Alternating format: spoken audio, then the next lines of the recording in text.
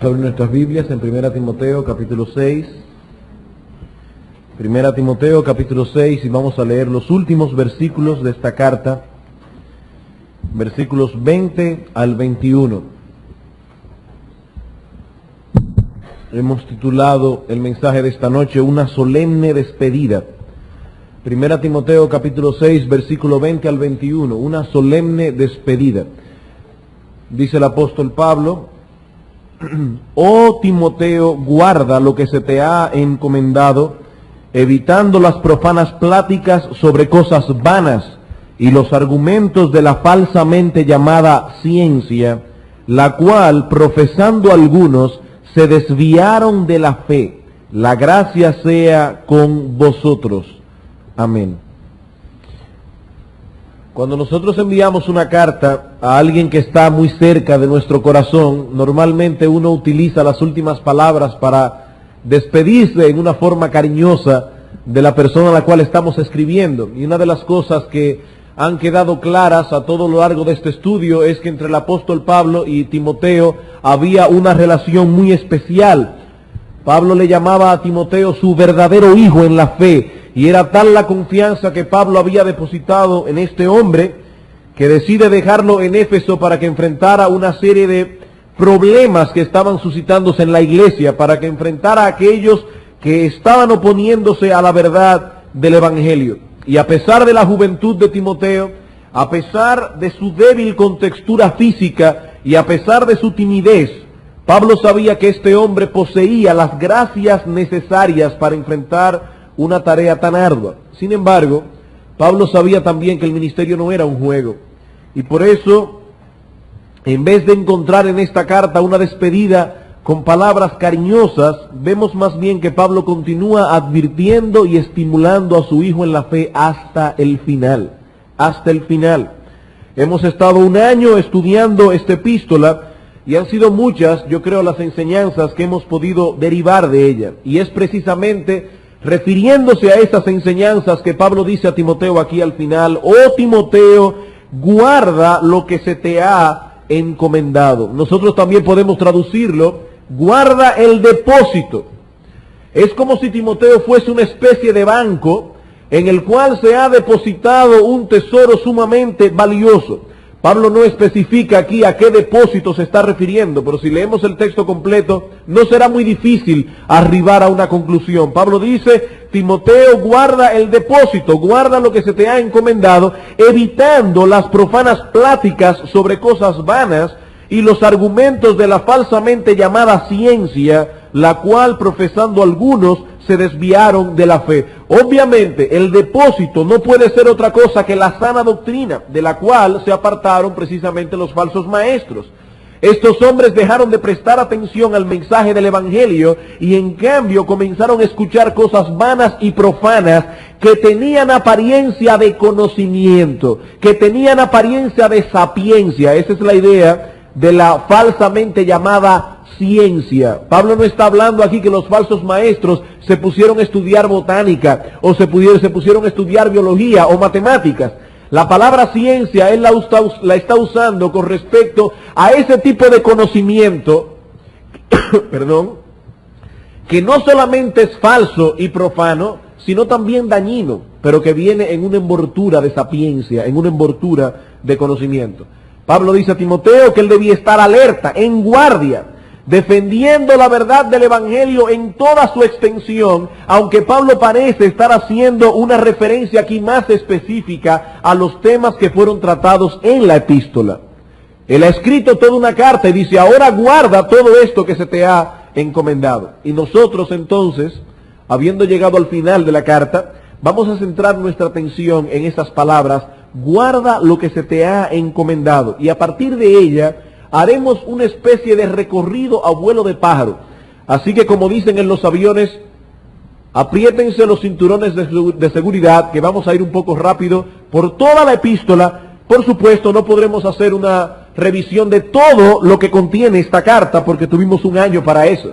Pero vamos a tratar de sintetizar en 3 enseñanzas claves en tres enseñanzas importantes que encontramos en 1 Timoteo y que en una forma u otra resumen todo lo que Pablo ha querido enseñar. Y es a eso que Pablo dice: guarda lo que se te ha encomendado. En primer lugar, nosotros vemos en 1 Timoteo que el apóstol habla acerca de la importancia, el propósito y el alcance de la doctrina bíblica.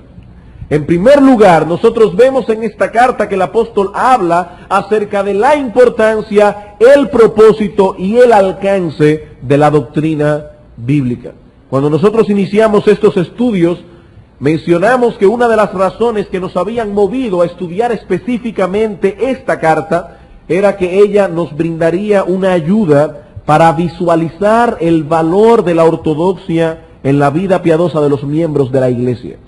Y nosotros vemos que en toda la epístola hay un énfasis marcado en la enseñanza de las Sagradas Escrituras. Por ejemplo, en 1 Timoteo capítulo 1, versículo 3, Pablo dice que Timoteo fue dejado en Éfeso para que detuviera a aquellos maestros que estaban enseñando una doctrina distinta a la contenida en las Escrituras y en la enseñanza apostólica. Versículo 3.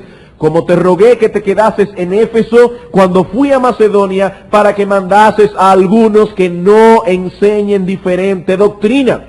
De hecho, el mismo Timoteo debía cuidarse de prestar atención a tales enseñanzas. 1 Timoteo capítulo 4, versículos 6 y 7. Si esto enseñas a los hermanos, serás un buen ministro de Jesucristo, nutriéndote tú con las palabras de la fe y de la buena doctrina que has seguido. Desecha las fábulas profanas y de viejas. Es decir, él no debía considerarse lo suficientemente maduro como para llegar a pensar que él podía probar un poquitico de veneno sin que le hiciera daño. Pablo dice: no, Timoteo, desecha esas enseñanzas.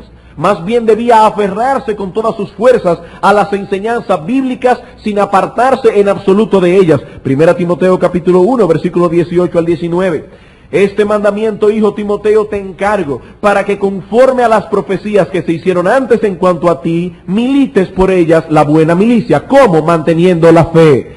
Y la fe es ese conjunto de doctrina que resumen la fe cristiana, la fe, la doctrina bíblica. Mantén la fe, le dice Pablo a Timoteo, capítulo 4, versículo 6, otra vez. Si esto enseñas a los hermanos, serás un buen ministro de Jesucristo, nutriéndote. Recuerden que aquí Pablo está hablando de lo que Timoteo debía hacer él mismo con la palabra, nutriéndote con las palabras de la fe y de la buena doctrina que has seguido. No solamente era importante que Timoteo enseñara estas doctrinas a la iglesia, era importante que él se las enseñara a su propio corazón. Como dice un puritano, un hombre que no predica la palabra de Dios primero a su propio corazón no puede predicarla a la iglesia. Nutriéndote tú con las sanas doctrinas de la palabra. Capítulo 6, versículo 20. Guarda, Timoteo, lo que se te ha encomendado. Y el mismo énfasis lo vemos en 2 Timoteo. 2 Timoteo capítulo 1, versículo 13. Yo les dije que vamos a ir un poco rápido toda la carta. Retén la forma de las sanas palabras que de mí oíste en la fe y amor que es en Cristo Jesús. Retén la forma de las sanas palabras. Capítulo 2, versículo 2. Lo que has oído de mí ante muchos testigos, eso encarga a hombres fieles. Timoteo no podía ser original. Él tenía que traspasar exactamente lo que el apóstol Pablo le había entregado. Capítulo 2, versículo 8. Acuérdate de Jesucristo, del linaje de David, resucitado de los muertos conforme a mi evangelio. Él ni siquiera podía predicar su propia concepción de Jesucristo, sino la concepción que el apóstol Pablo había predicado en su evangelio. Capítulo 2, versículo 15. Procura con diligencia presentarte a Dios aprobado, como obrero que no tiene de qué avergonzarse, que usa bien la palabra de verdad. Capítulo 3, versículo 10. Timoteo, tú has seguido mi doctrina. Versículo 14. Pero tú persiste en lo que has aprendido. Hermanos, hay un énfasis obvio. Timoteo, no te apartes de la enseñanza bíblica. Por otro lado, él debía ocuparse en traspasar esa enseñanza a los hermanos de la iglesia. No solo a través de la predicación pública y colectiva como estamos haciendo esta noche, sino también a nivel privado e individual. Timoteo debía ir por las casas y verificar que los hermanos estaban entendiendo la enseñanza bíblica y estaban viviendo de acuerdo a ella. 1 Timoteo capítulo 4. Primera Timoteo capítulo 4, en el versículo 6, si esto enseñas a los hermanos, serás un buen ministro de Jesucristo. Versículo 11, esto manda y enseña. Versículo 13 al 16, entre tanto que voy, ocúpate en la lectura, la exhortación y la enseñanza. No descuides el don que hay en ti. ¿Qué don? El don de enseñar, según el contexto. Versículo 15, ocúpate en estas cosas. Versículo 16, ten cuidado de ti mismo y de la doctrina, de la enseñanza. Hermanos, todos estos textos nos dicen una sola cosa. La enseñanza de la Escritura es vital para el buen desarrollo de la vida cristiana, tanto a nivel individual como a nivel colectivo. No podemos apartarnos ni un milímetro de ella sin recibir las consecuencias de nuestro extravío. De hecho, es en la segunda carta que el apóstol Pablo escribió a Timoteo, donde aparece uno de los textos claves con respecto a la inspiración de la Escritura, un texto que todo cristiano debiera sabérselo de memoria. Toda la Escritura es inspirada por Dios y útil para enseñar, para corregir, para redarguir, para instruir en justicia, a fin de que el hombre de Dios sea perfecto, enteramente preparado, equipado para toda buena obra. Y aparece precisamente en la carta a Timoteo. Quizás pocos textos de la misma Escritura describen su importancia en una forma más dramática que Deuteronomio capítulo 32. Pocos textos de la Biblia describen su misma importancia en una forma más dramática que ese texto. Deuteronomio capítulo 32. En los versículos 45 al 47, luego que luego que Moisés ha estado dando un recuento de la ley al pueblo de Israel, dice aquí, y acabó Moisés de recitar todas estas palabras a todo Israel, y les dijo, aplicad vuestro corazón a todas las palabras que yo os testifico hoy, para que las mandéis a vuestros hijos, a fin de que cuiden de cumplir todas las palabras de esta ley. No una parte, todas las palabras de esta ley. Y añade, porque no es cosa vana. No estamos hablando aquí de algo sin importancia. Es vuestra vida. En otras palabras, vuestra vida consiste en guardar esa ley. Y por medio de esta ley haréis prolongar vuestros días sobre la tierra a donde vais, pasando el Jordán para tomar posesión de ella. Como dice Matthew Henry, préstale atención y vivirás para siempre. Descuídala y serás aplastado para siempre. Es lo que Moisés está diciendo. Pónganle atención, es vuestra vida el guardar esta ley.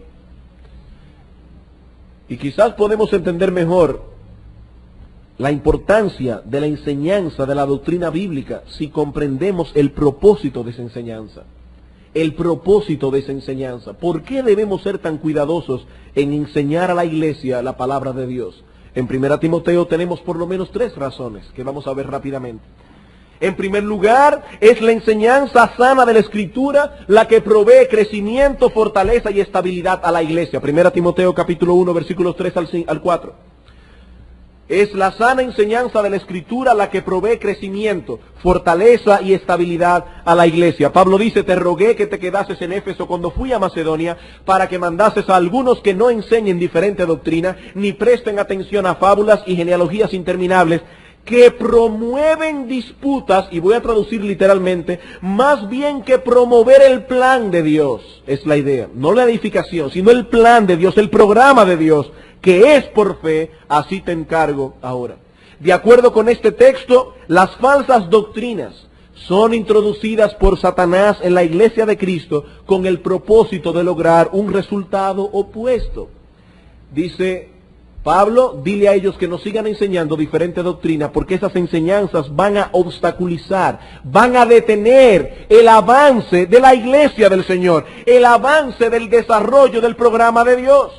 El programa que Dios ha diseñado, tanto para la salvación de los inconversos como para la edificación de la iglesia, es obstaculizado por las falsas doctrinas. Si lo vemos desde un ángulo diferente, entenderemos entonces que ese mismo programa solo camina cuando lo hace en el riel de las Escrituras, en el riel de la sana palabra de Dios. En segundo lugar, es la sana enseñanza de la Escritura la que promueve la piedad de los creyentes. Versículo 5. Pues el propósito de este mandamiento es el amor nacido de corazón limpio y de buena conciencia y de fe no fingida. Pablo ordena detener a los falsos maestros y la razón de su preocupación es que la enseñanza de ellos obstaculiza el crecimiento de las virtudes cristianas, de las cuales el amor es el que encabeza la lista.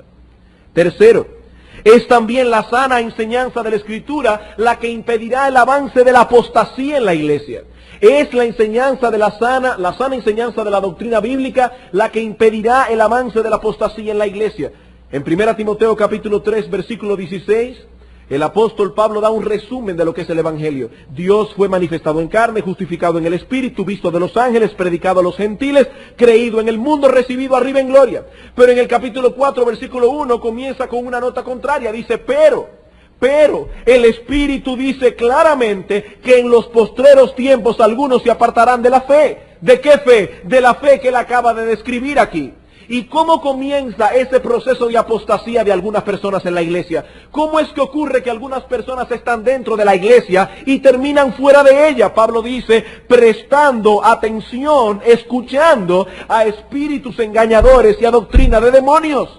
¿Cómo comienza la apostasía en el alma de una persona? Cuando esa persona descuida el ponerse bajo el ministerio de la enseñanza de la doctrina bíblica y comienza a escuchar otras cosas. Pablo dice, solo la sana enseñanza de la palabra de Dios puede impedir que una persona apostate finalmente de su fe. Pero un verdadero creyente no puede apostatar. Sí, porque un verdadero creyente nunca descuide el oír la sana palabra de Dios. ¿Vemos la importancia de la Escritura? Yo pienso, hermanos, que todo cristiano verdadero está de acuerdo con nosotros en que la enseñanza de la palabra de Dios es importante. Pero donde penosamente no todos los cristianos evangélicos están de acuerdo, es en el alcance de esas enseñanzas. No solo tenemos que entender la importancia, las razones de esa importancia, sino el alcance de esa enseñanza. Y una de las cosas que esperamos haber cumplido con la ayuda del Señor es que a lo largo de estos estudios el Señor nos haya permitido comunicar no solo la importancia de enseñar la Escritura, sino también el alcance de esa enseñanza. Hermanos, no basta con aceptar lo que la Biblia enseña acerca de Dios, o lo que la Biblia enseña acerca de la obra de Jesucristo, o lo que la Biblia enseña generalmente, los aspectos generales de la vida cristiana. Nosotros debemos entender, y yo espero, repito, que el Señor me haya permitido comunicar eso en estos estudios, que el Evangelio regula todos los aspectos de la vida humana. Que el Evangelio de Cristo regula todos los aspectos de la vida humana. ¿Qué quiere decir eso? Que si yo me llamo a mí mismo cristiano, yo no tengo derecho a pensar por mí mismo, aparte de la palabra de Dios. ¿En qué? En todo. En todo. Hermanos, nosotros decíamos en un mensaje anterior, y quiero aclarar eso, que esto no significa que la Biblia nos dice cuál medicina debemos tomar cuando estamos enfermos. No. Tampoco nos dice cuál es el sistema de estudio que vamos a utilizar porque mañana tenemos un examen de biología. Tampoco. Tampoco me enseña la Biblia cuál es la manera más efectiva de vender vegetales en un colmado. Pero ella nos dice todo lo que debemos hacer para glorificar a Dios en medio de la enfermedad, como estudiantes, vendiendo vegetales en un colmado. La Biblia regula todos los aspectos de la vida humana. ¿Saben cuál fue el pecado del primer hombre? El primer pecado que se cometió en el mundo fue echar a un lado la palabra de Dios, el mandamiento de Dios, para seguir los dictados de su propio corazón. Dios dijo, no coman de ese árbol. Dios no dijo, no robes. Dios no dijo, no mientas. Dios no dijo, no asesines. Dios cogió algo que no fuera, o que fuera, mejor dicho, moralmente neutro. No había nada de malo en ese árbol, excepto que Dios había prohibido comer de él. No había ningún elemento moralmente malo en comer de ese árbol. Solo que Dios había dicho, no coman de ese árbol. Pero cuando Eva lo examinó por sí misma, sin tomar en consideración lo que Dios había dicho al respecto, dice la Biblia, ella vio que el árbol era bueno para comer y que era agradable a los ojos y codiciable. Ese fue su pecado. Sam Waldron, en su comentario a la Confesión de Londres, dice lo siguiente: si pecado es negativamente transgresión de la ley, este entonces puede ser definido positivamente como autonomía. ¿No es así? ¿Qué es pecado? Transgredir la ley. Por lo tanto, ¿qué es pecado? Actuar con autonomía. Es decir, cuando somos o deseamos ser ley para nosotros mismos. Es decir, el pecado, no se manifiesta necesariamente como una rebelión consciente contra Dios. Oigan bien, hermanos, el pecado no siempre se manifiesta como una rebelión consciente contra Dios. Puede mostrarse también como la presunción de que en cualquier área de la vida puedo hacer lo que me plazca sin referirme a ningún otro patrón que a mis propios deseos. Pecado, dice Waldron, es el deseo de vivir sin referencia a ninguna autoridad fuera de mí mismo, ya sea que tal autoridad sea la ley de Dios o las leyes de aquellos a quienes Dios ha señalado como sus representantes en el Estado, la Iglesia y la familia. Eso es pecado. Por lo tanto, ¿qué es convertirse? Al revés. Hermanos, convertirse es algo más que aceptar a Cristo como nuestro único y suficiente Salvador personal. Por cierto, una frase que no aparece en la Escritura.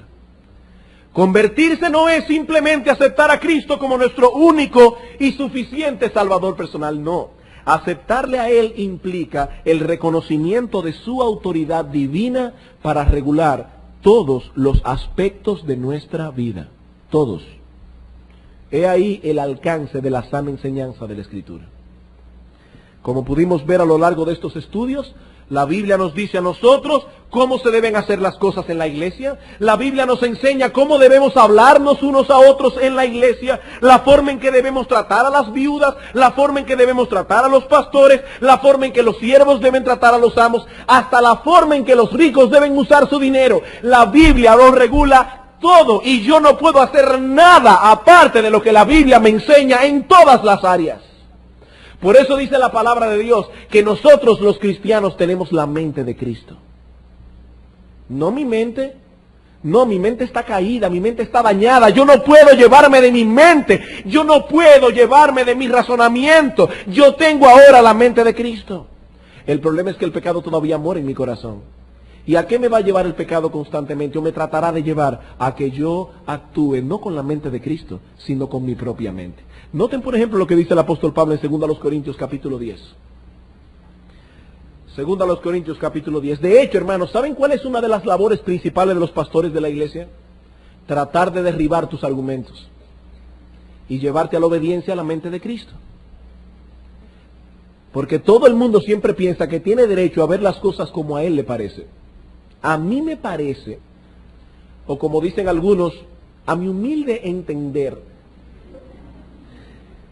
En 2 Corintios capítulo 10, versículo 5, Pablo dice que sus armas eran poderosas en Dios. ¿Para qué?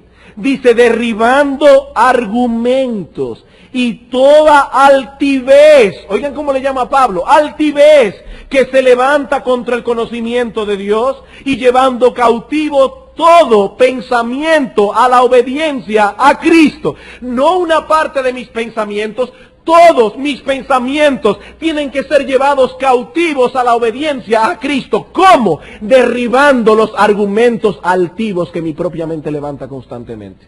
Esto dice la Biblia, pero a mí me parece. Esto dicen en la iglesia, pero mi humilde entender dice esto. Y Pablo dice, tenemos que estar derribando constantemente tus argumentos. Tú no tienes derecho a pensar por ti mismo aparte de las Sagradas Escrituras. Todo pensamiento nuestro debe ser llevado cautivo a la obediencia a Cristo. Hermanos, ese es el alcance de la enseñanza de la doctrina bíblica. Y eso es lo que enseña 1 Timoteo. En segundo lugar, otra enseñanza que aprendimos de 1 Timoteo es la importancia de la iglesia local. La importancia de la iglesia local. ¿Cuál es el texto clave de 1 Timoteo? Capítulo 3, versículo 14 al 15. Allí el apóstol Pablo menciona a Timoteo cuál es la motivación que lo llevó a escribir esta epístola. Pablo había dejado a Timoteo en Éfeso mientras él partía solo para Macedonia. Y en los planes del apóstol estaba contemplado que él regresaría pronto a Éfeso y se juntaría con Timoteo. Pero Pablo era un hombre realista. Él sabía que podía haber algún tipo de tardanza por cualquier cosa, y el tema que él deseaba tratar con Timoteo revestía de tal importancia que Pablo no quería correr el riesgo de que esta información no llegase a Timoteo lo antes posible. Por eso dice él: esto te escribo aunque tengo la esperanza de ir pronto a verte, pero yo no quiero arriesgarme. ¿Para qué? Para que si tardo sepas cómo debes conducirte en la casa de Dios, que es la iglesia del Dios viviente, columna y baluarte de la verdad. ¿Cuál era el asunto que revestía de tal importancia para Pablo? Timoteo debía saber cómo debe conducirse uno en la iglesia. Esto no es algo que ningún pastor puede hacer a su antojo. Tanto la identidad de la iglesia, es decir, lo que ella es, como la misión que Dios le ha encomendado, es algo de tanta relevancia, de tanta importancia, que debe ser manejado bajo un estricto apego a la revelación bíblica. Hermanos, ¿qué es la iglesia? Esta iglesia que está reunida aquí esta noche, ¿qué es? ¿Saben lo que es esta iglesia? Esta iglesia es un conjunto de santos regenerados por el Espíritu Santo, que confiesan a Cristo como Señor y Salvador, y estamos congregados en su nombre. ¿Y saben qué dice Pablo acerca de esa iglesia? Pablo no está hablando aquí de la iglesia universal, no. Él está hablando de la iglesia local.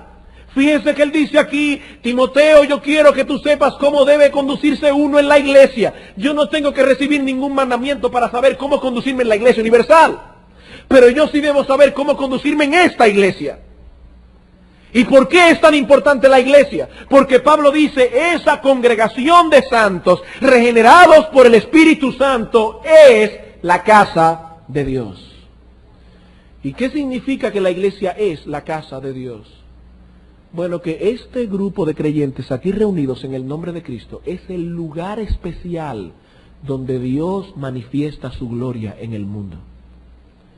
Cuando se dice aquí que es la casa de Dios, lo que está diciendo es que es el santuario de Dios. El lugar donde Dios en una forma especial y particular manifiesta su gloria.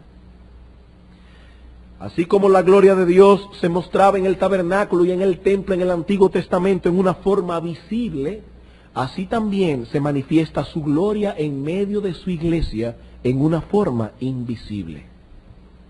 El Señor prometió en el Evangelio de Mateo: donde están 2 o 3 congregados en mi nombre, allí estoy yo en medio de ellos. Y en Apocalipsis capítulo 2, el Señor se presenta a sí mismo como aquel que anda en medio de los 7 candeleros de oro. Hermanos, el Señor se hace presente en los cultos de la iglesia. Y cuando los cristianos se están vistiendo en su casa para ir a la iglesia, deben tener esa conciencia de expectativa de que van a tener un encuentro con la gloria de Dios. Y cuando entran por la puerta de la iglesia, no es a un gallinero que estamos entrando, es al lugar donde en una forma particular y especial Jesucristo se hace presente en medio nuestro, y Él anda en medio de los 7 candeleros de oro. Y aunque no sea manifestado en forma visible, la presencia de Cristo en medio de su iglesia es tan real como cuando Él se reunió con los discípulos en el aposento alto. Esa es la identidad de la iglesia. Es la casa de Dios, el santuario donde Dios manifiesta su gloria. Pero no solo eso, también Pablo nos habla aquí de la misión de la iglesia. La iglesia no solo tiene una identidad única, sino también una misión única. Ellos están en el mundo, dice Pablo, para defender, proclamar y propagar la verdad del Evangelio. Dice aquí: la iglesia es columna y baluarte de la verdad. Y cuando vemos la iglesia bajo la óptica de lo que ella es y de lo que ella hace, entendemos, hermanos, que esto no es un juego. La iglesia es un organismo único en el mundo, no solo por su identidad, sino también por su misión. Por su misión, por su tarea.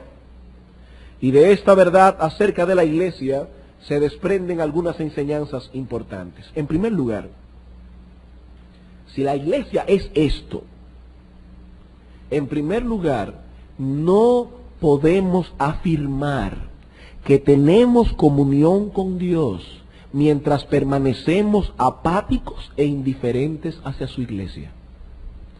No podemos afirmar que tenemos comunión con Dios mientras permanecemos indiferentes y apáticos hacia su iglesia. Cuando el Señor Jesucristo se iba, dejó a los apóstoles una comisión, la gran comisión. ¿Y cuál es el mandamiento central de la gran comisión? Id y haced discípulos. No simplemente convertidos, no, discípulos. ¿Y qué es un discípulo de acuerdo con este texto? Un discípulo, de acuerdo a Mateo capítulo 28, es una persona que entra en una relación especial con Cristo. Dice, haced discípulos, por supuesto, de Él. En segundo lugar, entran en una relación especial con su iglesia, bautizándolos. Y en tercer lugar, entran en una relación especial con su palabra, enseñándoles. Es decir, que no posee una relación con Cristo aquel que no posee una relación con su iglesia. Una persona no puede afirmar que está genuinamente convertida a Cristo mientras se niega al mismo tiempo pertenecer al cuerpo de Cristo. Eso es una completa y total contradicción. Tampoco puede alguien afirmar que tiene comunión con Dios mientras descuida la asistencia a los cultos de la iglesia local, que es donde Dios manifiesta su gloriosa presencia. Si realmente tenemos comunión con Dios, uno de nuestros anhelos principales va a ser asistir a los cultos de la iglesia, donde Dios manifiesta su presencia en una forma especial.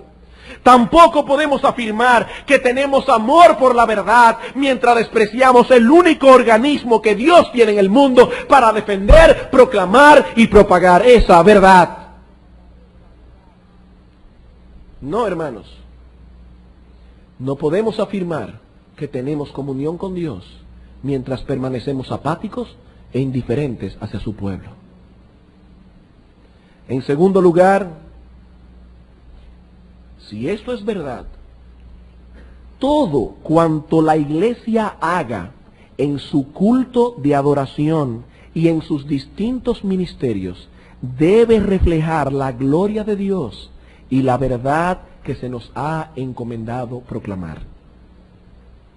Por la identidad y misión de la iglesia, todo cuanto la iglesia haga en su culto de adoración y en sus distintos ministerios debe reflejar la gloria de Dios y la verdad que se nos ha encomendado proclamar.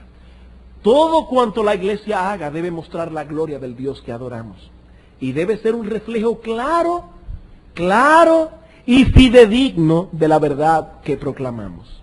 Todo, los himnos que cantamos, el orden del culto, la predicación de la palabra, hermanos, hasta la organización física del local donde adoramos al Señor. Todo debe ser planificado con miras a lograr ese doble propósito. La gente tiene que ver que adoramos a un Dios lleno de gloria y tiene que entender la verdad que estamos proclamando.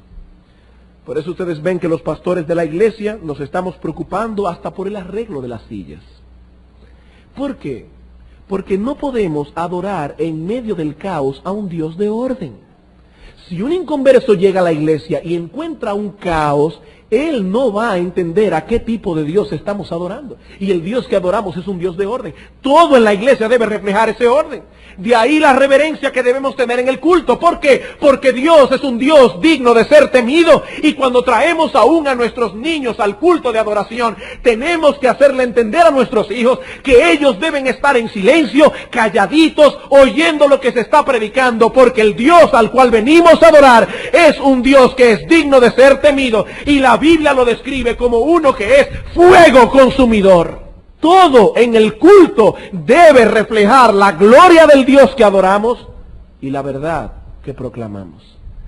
Por eso, si nosotros vemos en el himnario que hay algún himno que refleje alguna inexactitud teológica, ese himno debe ser desechado.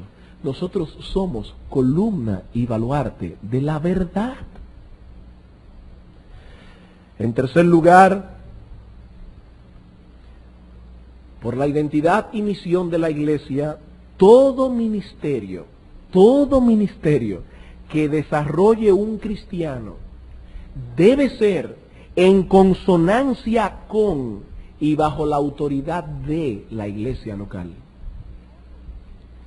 Todo ministerio Todo ministerio que cualquier cristiano desarrolle debe ser en consonancia con y bajo la autoridad de la iglesia local. Si la iglesia es columna y baluarte de la verdad, una columna y baluarte de la verdad, ella debe actuar corporativamente como un cuerpo. Si cada uno comienza aquí a tener sus ministerios particulares, este es mi ministerio, hermanos, finalmente la iglesia sufrirá. La iglesia sufrirá. No estamos hablando aquí de algunas tareas que todo cristiano debe hacer particularmente. Por ejemplo, predicar el evangelio a los inconversos, amonestar a un hermano que está en pecado, edificar a un hermano en sus conversaciones particulares y diarias. No estamos hablando de eso. Lo que estamos diciendo aquí es que ningún creyente puede desarrollar un ministerio que no esté en consonancia con la enseñanza de la iglesia y bajo la autoridad de la iglesia. Ese es el problema que tienen muchos teleevangelistas. Ellos no están sujetos a nadie, ellos no le dan cuenta a nadie, ellos no tienen pastores que velan por su alma, ellos tienen sus ministerios. ¿Y quién ha dicho que un hombre puede tener un ministerio, dones del Espíritu de Dios, enfocados fuera del cuerpo de Cristo, fuera de la iglesia local? No, hermanos, es a través del testimonio colectivo de la iglesia que Cristo esparce el mensaje de su evangelio por el mundo. Incluso cuando predicamos el evangelio a nivel particular, nosotros tenemos una iglesia que nos está respaldando, porque muchas veces cuando un inconverso te pregunta: ¿a qué iglesia tú vas? Ah, bueno, yo voy a tal y tal iglesia, y te dicen: ah, sí, yo sé algunos hermanos que van a esa iglesia. Toda tu predicación ha caído en el piso. ¿Por qué? Por el testimonio de la iglesia que te está respaldando. Y es a través del ministerio de la iglesia que los santos son edificados. A través de la iglesia es que los santos son edificados. Efesios capítulo 4. Efesios capítulo 4. Hermanos, la Biblia dice que Dios dio dones. Cristo dio dones. ¿A quién dio dones Cristo? ¿Qué pregunta más obvia? ¿A quién dio dones Cristo? Cristo dio dones a su iglesia. A su iglesia. Nadie puede ir por ahí diciendo: yo tengo un ministerio. ¿Un ministerio de qué? No, hermanos. Dios ha dado dones a su iglesia para que los ministerios se desarrollen bajo la autoridad de la iglesia. Efesios capítulo 4 es muy claro al respecto, versículo 11 al 16. Y Él mismo constituyó a unos apóstoles, a otros profetas, a otros evangelistas, a otros pastores y maestros, a fin de que, de perfeccionar a los santos para la obra del ministerio, para la edificación del cuerpo de Cristo, hasta que todos juntos, es la idea, lleguemos a la unidad de la fe y del conocimiento del Hijo de Dios, a un varón perfecto, a la medida de la estatura de la plenitud de Cristo, para que ya no seamos niños fluctuantes llevados por doquiera de todo viento de doctrina, por estratagema de hombres que para engañar emplean con astucia las artimañas del error, sino que siguiendo la verdad en amor, crezcamos en todo en aquel que es la cabeza, esto es Cristo, de quien todo el cuerpo.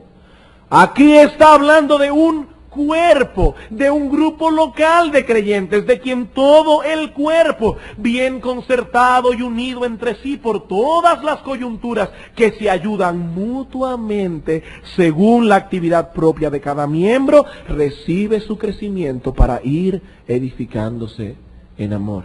Y quiero aclarar, hermanos, que los pastores de esta iglesia deseamos llevar esta verdad hasta sus últimas consecuencias. Hermanos, Dios nos ha mostrado, nos ha dado luz respecto a la enorme importancia de la iglesia local. Y en la mente de los pastores de esta iglesia no existe ningún ministerio que sea más importante que el ministerio que nosotros tenemos con ustedes como cuerpo. Ningún ministerio. No vayan a pensar que por el hecho de que el Colegio Cristiano Logos tiene un edificio muy hermoso, muy grande, del cual le damos gracias al Señor, o cualquier otro tipo de ministerio, no vayan a pensar que ninguno de esos ministerios está consumiendo en la mente de los pastores de la iglesia más energía que la energía que queremos depositar en el pastoreo de los miembros de esta iglesia.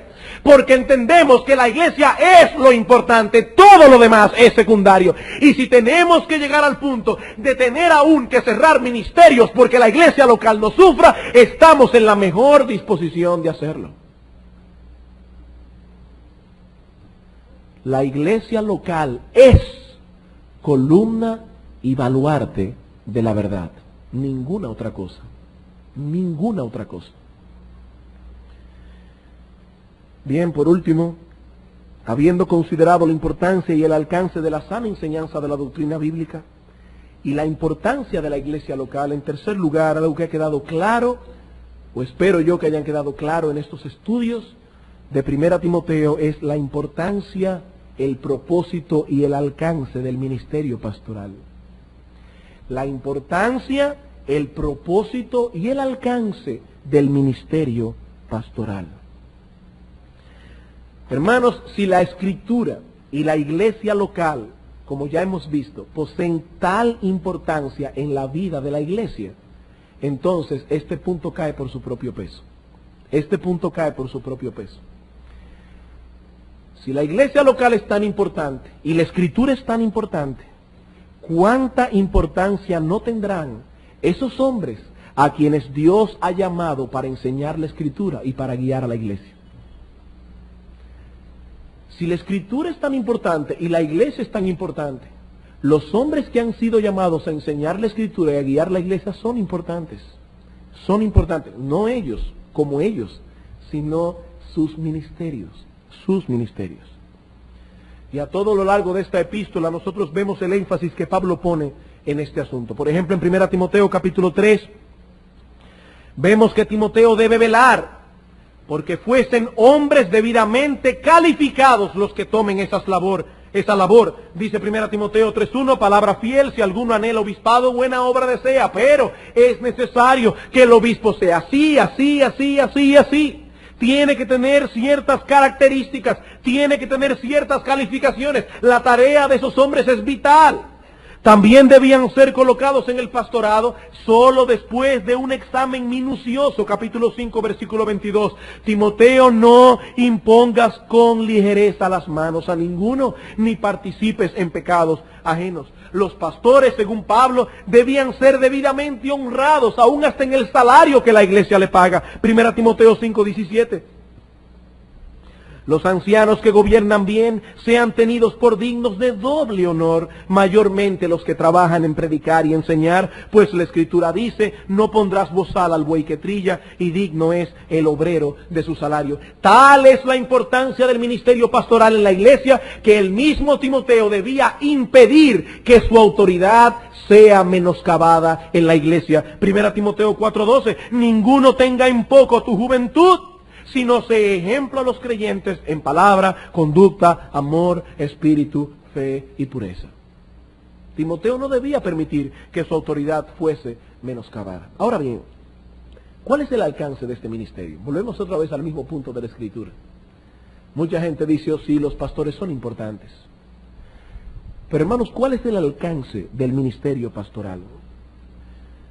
Bueno, estos pastores divinamente constituidos tienen el deber de enseñar autoritativamente la verdad de Dios revelada en su palabra, a la vez que tienen la responsabilidad de velar autoritativamente. Y uso esa palabra por una razón. Todos tenemos que velar los unos por los otros, pero los pastores deben velar autoritativamente porque los hermanos de la iglesia vivan a la altura de las doctrinas que ellos profesan creer.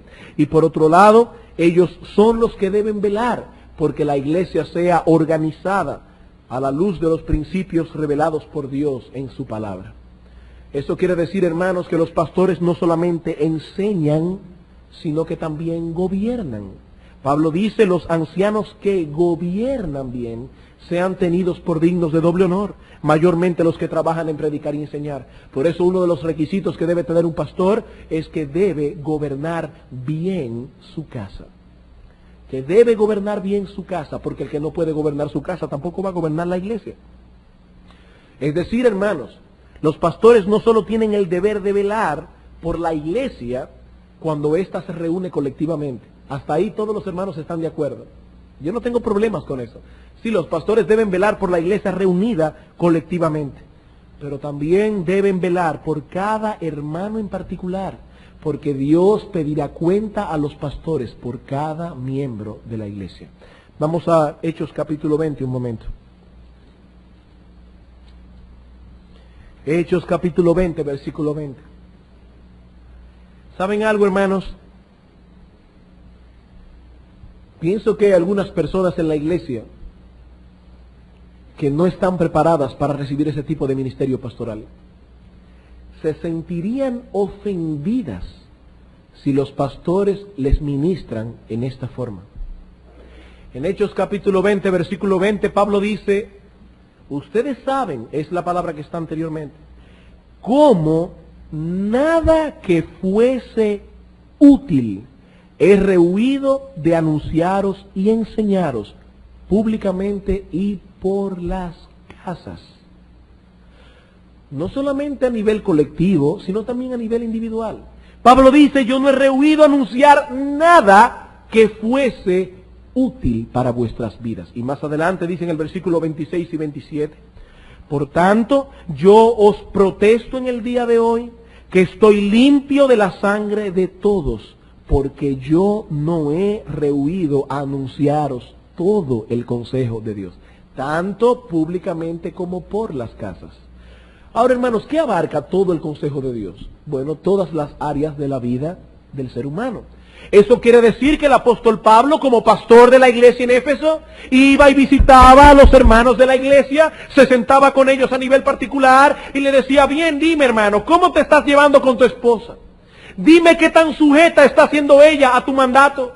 Dime qué tanto estás viviendo tú con ella sabiamente, como dice Primera de Pedro. ¿Cómo estás educando a tus hijos en el temor del Señor? ¿Qué estás haciendo en tu devocional particular y familiar?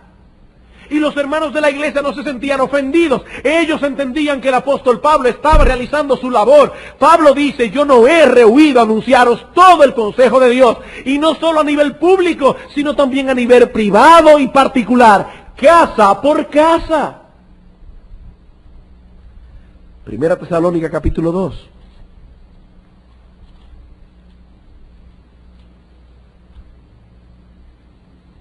Primera Tesalónica capítulo 2, versículo 11.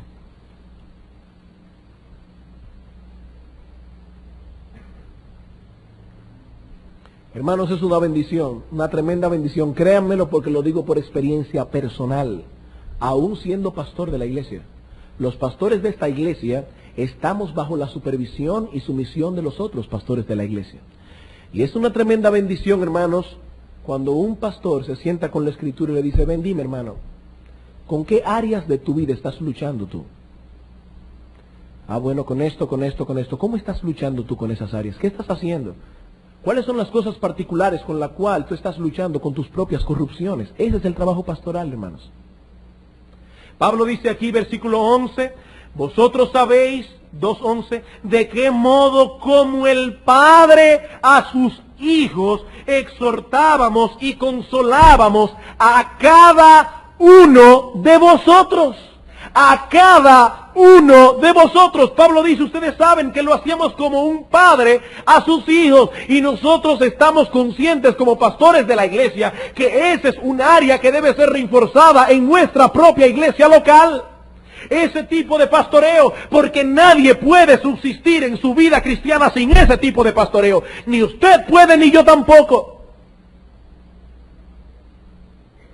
Nadie puede vivir su vida cristiana sin ese tipo de pastoreo. A muchos cristianos les gustaría que cada vez que Dios quiere trabajar con un área en su vida pecaminosa, que fuera el Espíritu Santo allí solo en una habitación y que nadie se enterara. Pero Dios nos humilla y muchas veces Dios no permite que nosotros tengamos luz, ni siquiera con nuestras propias corrupciones. ¿Saben para qué? Para que tenga que venir otra persona y nos diga, hermano, estás haciendo esto y esto mal y tienes que corregirlo de esta y esta manera. Dios ha dado pastores a la iglesia porque Dios entiende que el ministerio pastoral humilla nuestro orgullo.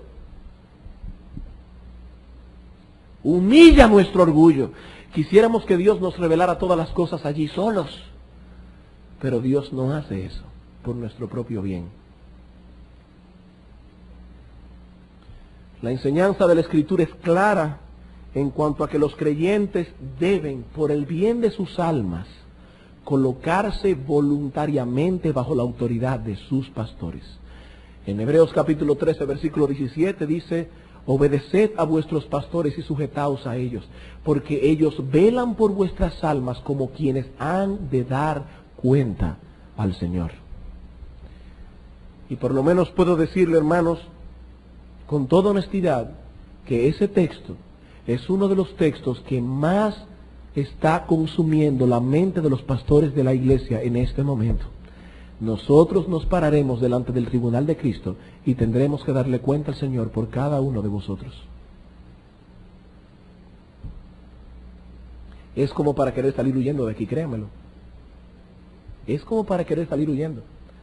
Pero nosotros creemos que la gracia de Dios nos va a ayudar a hacer ese trabajo. Para ser más práctico, permítanme citar brevemente aquí algunas ideas que Richard Baxter da a los creyentes al respecto. 3 básicamente. En primer lugar, debes esforzarte por comprender la naturaleza y razón de ser del ministerio pastoral. Debes esforzarte por comprender la naturaleza y razón de ser del ministerio pastoral. ¿Sabes por qué? Porque de lo contrario no entenderás la naturaleza y la razón de ser de tus deberes para con ellos. Si tú no entiendes para qué son los pastores y no entiendes la razón de ser de sus ministerios, tampoco vas a entender la naturaleza de tus deberes para con ellos. Pero si lo entiendes, eso evitará, por un lado, que alguien se enseñoree de tu conciencia, llevándote a cumplir cosas que Dios no ha revelado en su palabra.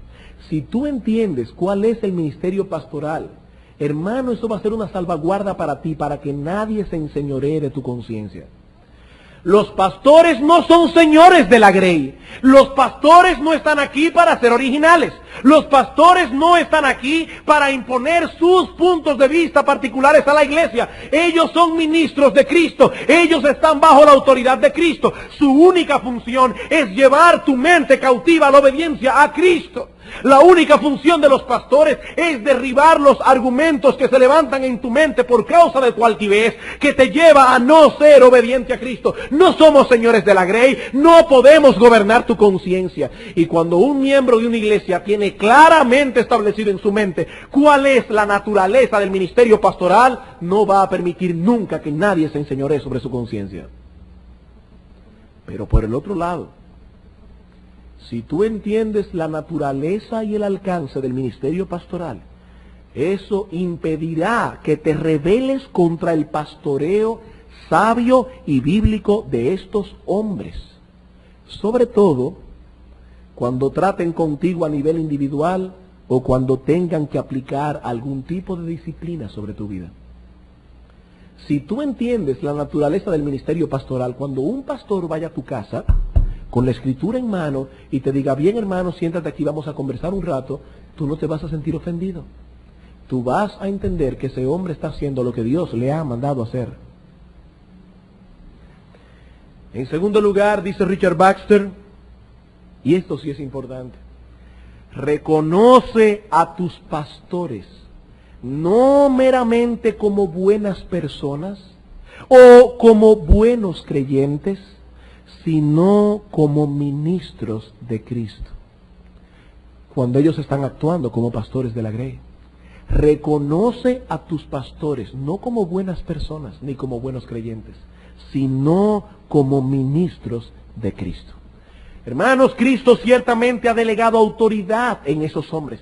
Él mismo los constituyó como líderes en la iglesia. Efesios 4:11. Él mismo constituyó. Ellos tienen un nombramiento celestial. Ellos son embajadores del Dios Altísimo. Él mismo constituyó a unos apóstoles, a otros profetas, a otros evangelistas y a otros pastores y maestros. Por tanto, cuando ellos nos ministran, debemos reconocerlos como tales.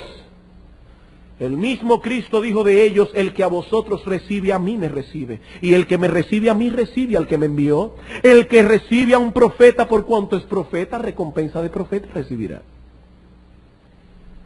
Los pastores de la iglesia deben ser estimados y respetados como ministros del Evangelio.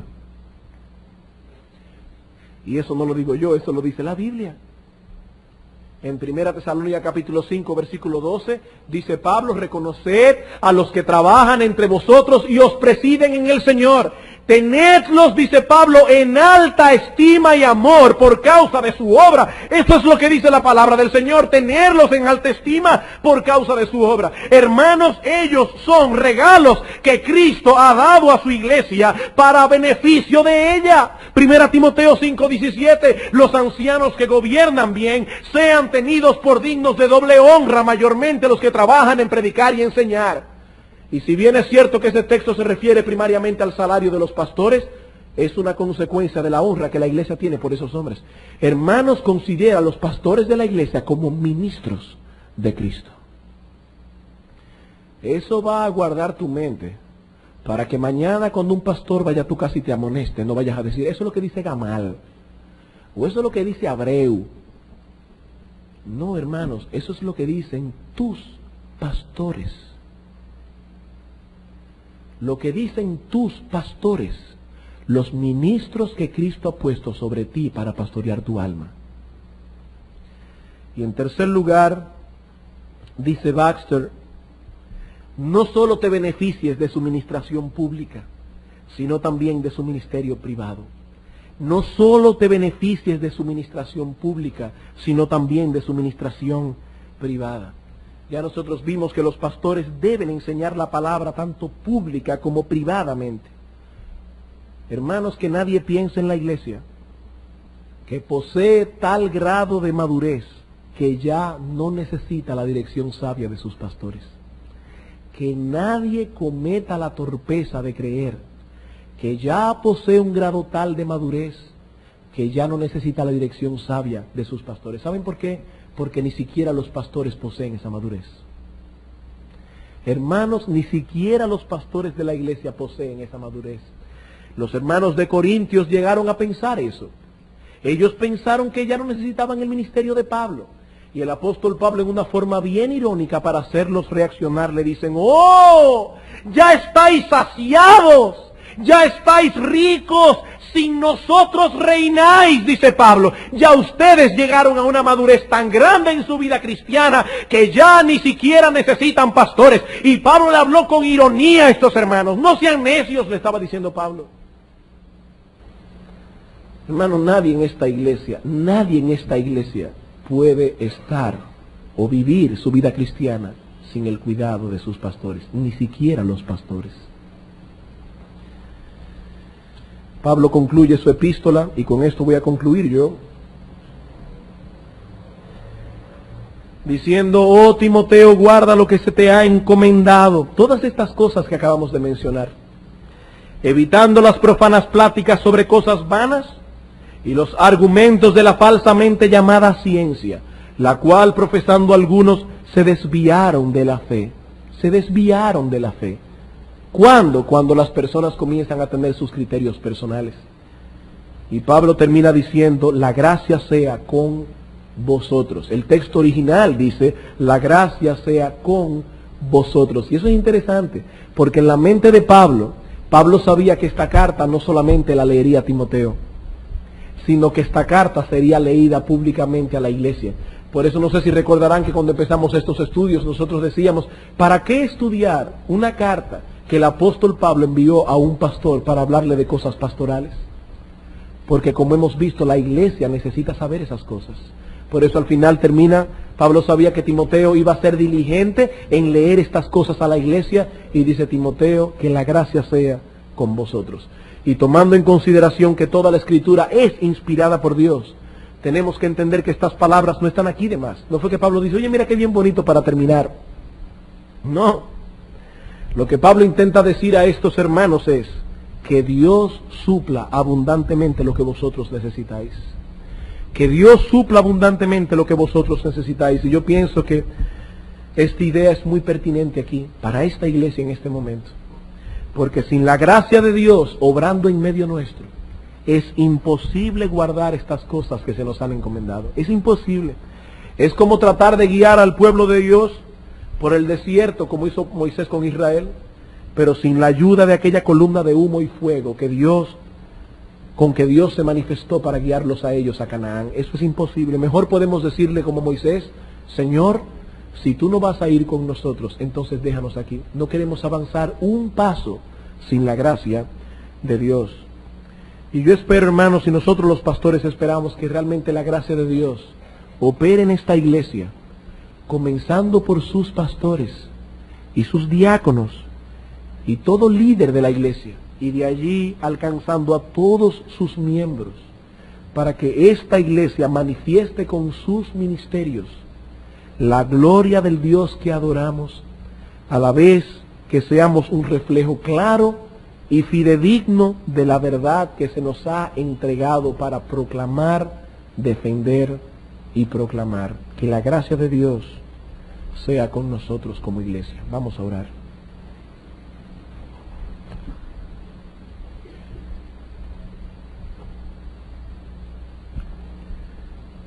Queremos agradecerte, Señor, una vez más, el que tu gracia nos haya asistido durante todo este tiempo predicando tu palabra. Oh Señor, son tantas las verdades que nosotros podemos extraer de un pequeñito texto de la Escritura. Son tantas las verdades, oh Señor, y tantas las implicaciones, que nosotros miramos el camino que nos resta y decimos: oh Señor, cuán largo es el camino que todavía le resta por andar esta iglesia. Señor, ayúdanos, que tu gracia nos sostenga y nos fortalezca, a los pastores de esta iglesia, a los diáconos de esta iglesia, a los maestros de escuela dominical, los miembros de esta congregación, para que nosotros ciertamente podamos manifestar como cuerpo la gloria tuya y podamos hacer todas las cosas de una manera tal que tu verdad pueda ser reflejada en una forma fidedigna y clara en todo lo que hagamos. Oh Señor, que tu gracia sea con nosotros. Te lo suplicamos en el nombre de Jesús. Amén.